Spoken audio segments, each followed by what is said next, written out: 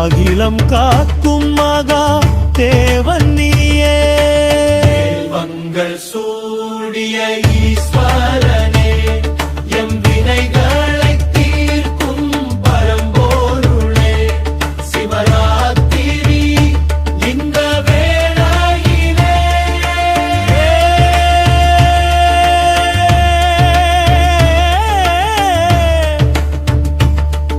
ஓம் நமச்சிவாய, ஓம் நமச்சிவாய.